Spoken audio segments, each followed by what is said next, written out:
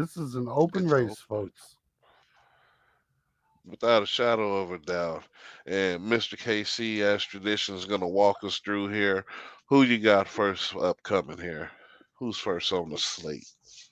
I think for the first team, we should get down to probably my favorite dirty South traditional team, and that is going to be the Atlanta Falcons. If we're going to talk about the dirty South, you know we got to talk a little Falcon football. Yeah, without a shadow of a doubt, it's one of the staples of the South. You want to definitely start with Atlanta, talking about this kind of thing. And what other game to start off with than a rivalry game? And Woo. and between two people who are virtually rookies, um, neither one of them's played an NFL, well, started an NFL game so far here. Um, Dude, we're about to see Desmond Ritter. We're about to see what's the boy named Bryce Young, the Alabama product. In this game here, who's more complete as far as an overall team? I'm gonna go with the Falcons in this game. I think they've got a little bit more going, especially just looking at last year records and how they lost certain games, and never by too much. I mean, there's only a few games where it was just blatant losses, but Atlanta's more resilient than the Panthers, especially early in the season here. And like I said, you know me, I'm not an Alabama quarterback believer unless it's Mac Jones. You got to become a Pro Bowler and show me something. Mm. Let's do it. Let's go Falcons. Who you got going into this one, Mr. KC? Well, this is an interesting game because I think the Panthers actually have the better quarterback situation. Ooh, But I'm actually inclined to say that the Falcons have a better overall team, probably a more solid defense, and just I feel like slightly more just overall experience. So I'm going to join you and start out with the Falcons winning over the Panthers. all right. So we both got the Atlanta Falcons at 1-0 going into week two. And week two's matchup here, normally I would just say should be a cakewalk. It should be skate through. You got Jordan Love and the Packers. And um, honestly, in my heart of hearts, I think the Falcons are going to win this game too. Even though Jordan Loves has been there and he's been in that situation, but Green Bay is just, they just keep showing you that they really don't care about winning right now. I don't know what's really going on out there. But I got the Falcons. They're moving to 2-0, Mr. KC. I'm going to join you there too. I think the Falcons are trying to move out of that dumpster fire category while the Packers are moving straight into it. Straight So, into it. for a team that I think is going to be building, I'm going to join you and pick the Falcons. They're trending up, and I believe the Packers are going to be trending down. Yeah, without a doubt. Yeah. I can't even think of anything positive to say about the Packers. Try to give them any leeway for that win. Besides that, maybe namesake, but it's over. The Falcons get that. Interesting game though. The next week here, we got the Falcons versus the Lions, and honestly, man, the quarterback matchup in the teams, I might go with Detroit in this game. Um, if the Falcons do win, I wouldn't be surprised. They had a tight one last year. If they can come out and beat Jared Goff and move to 3-0, I'll be more comfortable with some of these picks going forward. But I think Detroit gets this game. I think they move to 2-1. Yeah, I can't believe I'm going to say this, but I'm actually joining you here. I'd feel Oh better about the goodness! Lions if they had a full roster. If people weren't suspended on this one, I'd feel so much better about the Lions. The Falcons could win this game, but I They like could. Jared Goff a little bit more in this situation, so I'm going to lean with the Lions as well. Gotcha. And moving forward here, even though 2-1 is not a bad start, you move into your toughest challenge of the season so far, and you got to play the Prince of the AFC South, the Prince that was promised. And unfortunately, Atlanta fans, you move to 2-2 on the season when you face the Jacksonville Jaguars, and it's not a bad position to be in. It'll be a hard fought game, but Jacksonville's on another level right now. Mr. KC, who you got? Well, I'd hate to admit that the Prince has arrived and the Prince is here, but Do with a beard is called Trevor Lawrence's career correctly, and I'm not gonna disappoint him and choose otherwise. The prince is here. What can you say? You run into a very improved Jaguars team that hopefully the Falcons can get a quarterback soon and match kind of the same kind of performance. No, and that's without a shadow of a doubt here. But luckily, Falcons fans, you get to play the Texans next week. And normally, this would be a game where I would ride with the Texans just because I am a CJ Stroud fan, Ohio State. But I still believe that the Falcons are a better team overall. As far as the quarterback positions is TBD, to be determined on that one. But the Falcons, like I said, they're battle tested. Uh, they're going to win more games than the Texans this year. So I'm pretty sure they're going to beat the Texans. Mr. KC, who you got? Well, I'm not fully sold on that analysis of the Texans. I think the Texans have improved greatly, both offensively and on defense in the offseason. And I Mhm. think CJ Stroud is probably a better quarterback prospect. So I'm Oh yeah, actually for going to sure. As lean far as with the perspectives. Texans on this one. And they were a scrappy team last year, and they've might have solved their quarterback situation. No, I don't doubt that here. I'm just taking as far as it's going to take for this thing to jail here with everything being so new. But they could just, jump right on track. It could be the case here. I'm just going with the quarterback who's kind of been sitting and waiting. I kind of like that situation. The next week is a tough game, I think, for the Falcons. You got to play the Commanders, and I'm high on the Commanders here. They're a good team. They're a scrappy team. They prove to be in that division a fringe playoff team, honestly. And this game could come down to the very wire, and I'm gonna go with the Commanders in this game. I think that they moved to 3-3 on the season, as far as Atlanta, which is still not a bad place to be in. But I think the Commanders get this win. What about you, Mr. Casey? This is actually a really hard game to predict preseason, I believe. This is two It's tough. lower tier teams that are very similar in nature. I mean, I like Scary Terry with the Commanders. I think I like Desmond Riddler more for the Falcons. I'm actually going to lean with the Falcons and meet you there at 3-3 and give the So Falcons the young win. Desmond Ritter gets another win. Let's do it. We 3-3. And then luckily for Falcons fans, next week you get the Buccaneers. And I think that's a win for you guys. The Buccaneers are another downward trending team, in my opinion. Quarterback situations unresolved, still in my opinion, even with the addition of Baker Mayfield. I still got the Falcons in this game, moving on to 4-3 on the season. Mr. KC. I'm actually going to lean the Bucks on this one. They have a more complete roster, I believe, from A to Z. They're missing a quarterback, absolutely, for sure. Tons of questions there.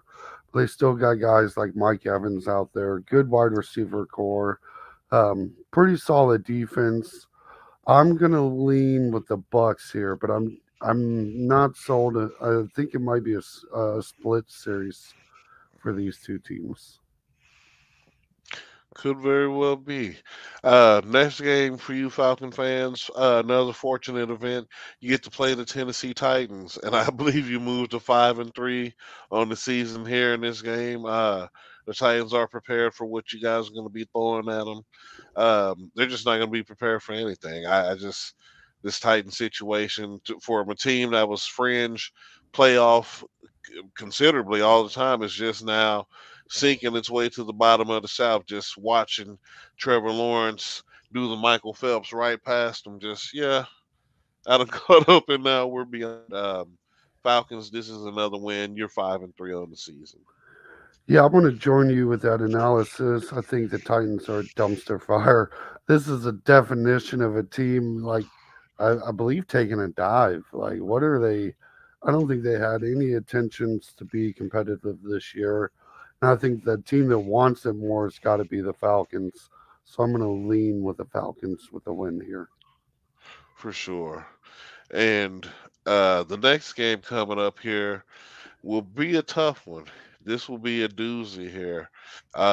It's going to be a heck of a game. It's the Vikings coming to town, the Kings of the North coming to the dirty South there, and I'm going to go with the Falcons in this game. Mm, Uh, Kirk Cousins, uh, we'll see. Because, like I said, he's on the clock. Who knows how his performance will be? They lost some pieces. I mean, you still got Justin Jefferson.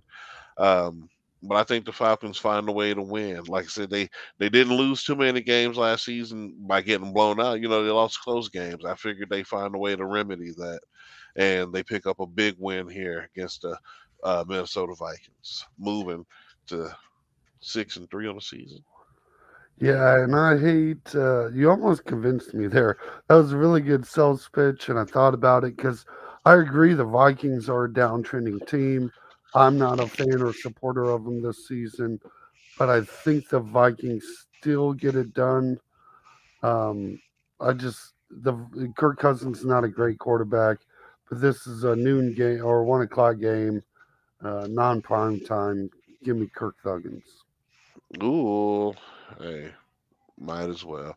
But fortunately, again, for you Falcons fans, you get another game that's better than a bye week. You get to play the Arizona Cardinals, which is probably the most dumpster fire of a team in the NFL, and you move to 7-3 on my watch here, which is not bad in the NFC right now. 7-3 with the win over the Cardinals. Yeah, better than a buy. We can capitalize that, put that on the screen, circle it, all the above. There's enough said there. The term speaks for itself. Go Falcons, go. Right. Oh man, and probably here the most And I touted think, uh divisional game that I've been waiting on here, which is really probably the best quarterback in the division in Derek Carr and the and the New Orleans Saints versus the Falcons. And honestly, I think the Saints win this game. I think Derek Carr is probably on a run. Who knows? We have to see with the schedule, but I think they get the Falcons here for sure because Derek Carr is going to need that kind of win, and especially in a division when he's not used to even winning a division. So we'll get to see a side of Derek Carr that we never seen. So Atlanta, you move to 7-4 on y- the season right now. yeah, and I'm gonna join you on that pick with the Saints over the Falcons. Derek, like you said, Derek Carr's made a wise choice to choose a NFC team and get out of the AFC West to give himself a chance in his career. That gives me I'm right at 5-6 on the season, so we're starting to get a little far apart, but not too crazy. Not too crazy because unfortunately they get two L's in a row here because after that you have to play Aaron Rodgers and the New York Jets, and that's just not a game you guys are going to win in December, especially in New York or in Jersey, wherever the stadium is. But still, shout out to you Jets fans. Atlanta, you're 7-5 on the season, which is still fine. Playoff contention in this division so far. I know we starting with you, but dude, 7-5 at this point, you couldn't ask for more. Like this is pretty good. What do you think, Mr. Casey, about this game? Yeah, I agree with you. I think that's consensus picked for the Jets to beat the Falcons here. Hmm. You said 2 losses in a row, so you think they're gonna lose to the Bucks in the second game? Oh no, no, no! I didn't mean to say two losses in a row. Oh, okay, I got it with the Oh yeah, Saints yeah, and the yeah, Jets makes it yeah. 2 losses. Okay, I got Right. you. I started looking ahead. It was like I'm not completely Yeah, sold on that yet, but yeah, I'm with you on the yeah. Jets. Right. No, because I actually got the Falcons sweeping the Buccaneers. I think they get them twice, going into this next game and moving them up to 8-5 on the season after a tough loss to the New York Jets. Yeah, and I'm gonna give them the win over the Buccaneers on this game as well. I'm right there with you. I think they get back on track. Right. And honestly, I think they snag another win against the Panthers again. TBD on the time of the game here that has yet to be determined, but we know it's going to be the 17th of December, and I think it's going to be a Falcons win. They move to greater heights on the season, getting closer to their ultimate goal. Yeah, let's Panthers just do some kind of unexpected miracle season. I'm going to go with you on the Falcons over the Panthers as well. So where do you have them now with those wins? I think that puts me right at 7-7. Okay. Well, yeah, we're just almost one off now at this point. Right. Okay. So the next game here we got the Indianapolis Colts versus the Falcons. And honestly, I think I'm going to go with the Colts in this game because they've known to be sticklers at certain points of the season. And like I said, this is still a young quarterback matchup in this situation. We might see something from the young man out in Indianapolis. I'm going to go with the Colts. It's going to move Atlanta to on my list their sixth loss of the season. Mr. KC, who do you got in this game? I'm going to lean the Colts too, and it really got me thinking that this year the Atlanta is playing a lot of young quarterbacks. That really Hmm. might kind of sway things into their favor. Exactly, and that's what I'm thinking too. And the next game we got going here, December 31st, before the new year, I actually have the Dirty Birds losing what I think is their last loss of the season against the Chicago Bears and Justin Fields. They moved to 7 losses on the season, but luckily you get to play Derek Carr and the Saints again, who will be collapsing by now more than likely if Derek Carr play is true to form. But we got that schedule. We got to see how far the cliff is. But that'll move you guys here to my grand total of 10-7 on the season. Oh, And oh yeah, actually, I think that's what I told some Falcons fans when I met him when he was down. I said they got all the opportunity. Really, they could go. They could get about 11 wins. Honestly, maybe 12 even. In yeah. certain I games. don't see it. I see them losing that game to the Colts. They lose to the Bears, and they lose to the Saints to finish the season. Oh, For me, nine unfortunately, and zero. I have them at 7-10. Which Mm, really is, if you would have asked me before looking at the schedule, I probably would have went closer to like 5-12, maybe a 6-11. So I would say ending up at 7-10 it seems a smidge high to me, but this I broke down the schedule the same way anyone else did, and that's what I came up with. So I'm gonna have to stick to it. I understand. Atlanta fans, 10-7 on the Ten and season. seven. That's a Uh, playoff. I think you're a playoff team. Yeah, I honestly do because this thing is wide open, and your schedule really plays to your benefit. And It let's really also does. not skip over the fact that, you know, 7-10 could really be the playoffs as well. It's not a It could be. guaranteed. That's not a playoff record either. I wouldn't be opposed to say, you could win the division at 7-10 with this division. So it could be a playoff team regardless. So shout out the Falcons. Shout out to Atlanta, to the Falcons. Lovely city, lovely people. Man, big ups. Like I said, I think you get 10-7 out the boy Ritter. So we'll see. We'll see going forward. Uh